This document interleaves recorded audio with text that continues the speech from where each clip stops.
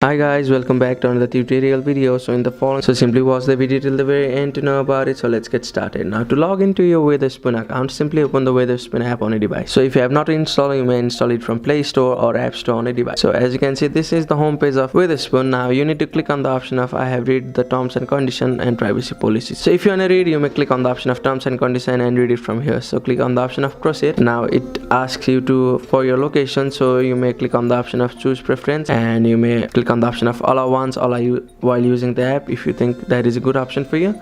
So if you want the notification to be enabled, click on the option of choose option, and if the Wetherspoon would like to send a notification, so if you like to receive, click on the option of allow. If you don't, click on the option of don't allow. Now you may simply skip this option for now. So here are all the option of the pop switch there. So now to log in, click on the option of more, and you may click on the option of my profile, and here you need to click on the option of enter email address and click on the option of save. So by doing this, it may ask you to enter the password or create a password. So create the password for your account, and you may simply log in by using the same password again and again. So that's it. Thank you for watching the video. That's how you can log into your Wetherspoon account. Please don't forget to like the video and subscribe to our channel. Thank you.